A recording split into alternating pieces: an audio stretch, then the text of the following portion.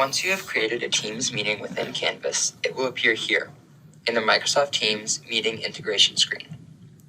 Click the More button, represented by these three dots, to pull up some options for the meeting.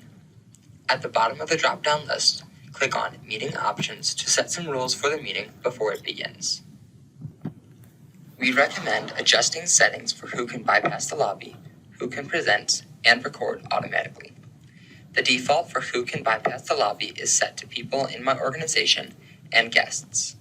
It is a good idea to leave this default setting for class meetings, but to change it for office hour meetings. Change the settings to only me when distributing the meeting link for office hour use. By making the change, you will decide when to admit students into the meeting.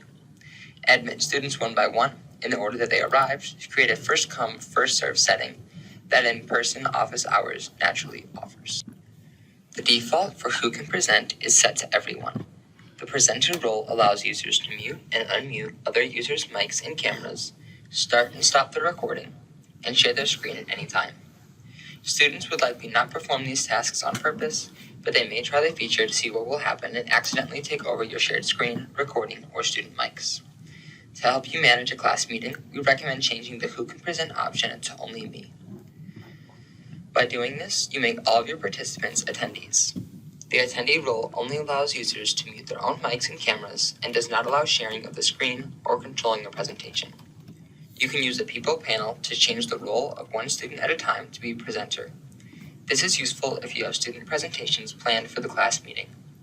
The third role that Teams offers is the organizer role. Whoever creates the meeting is set to be the organizer. Organizers can view the meeting attendee list and create breakout rooms. Finally, we recommend you turn on the setting to record automatically. It will be one less thing to remember when you start the meeting. Recordings are helpful for students to review material when the meeting is over. Recordings are saved to your OneDrive and are set to expire after 120 days. Review the other meeting options to decide if any other changes are necessary. Click Save. When you see the Done symbol, exit the tab to go back to the meeting page in Canvas. When it is time for the meeting, click Join here. That will open a new tab where if you have Microsoft Teams downloaded on your computer, you can open it by clicking Open Microsoft Teams here. Otherwise, choose to continue on this browser button by clicking here. Before joining the Microsoft Teams meeting, you will be taken to this window. Here, you can select your audio-visual settings. By clicking these bars here, you can select your audio, speaker, and microphone. This can be helpful in classrooms which may have multiple devices in the system. You can also enable or disable your video here.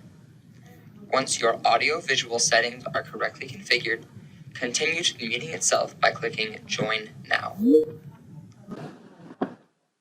Once the meeting has started, the options you selected will be applied. You will need to edit the meeting options for each meeting you have created. Recurring meetings will have the same meeting options applied for the entire series or every instance of the meeting.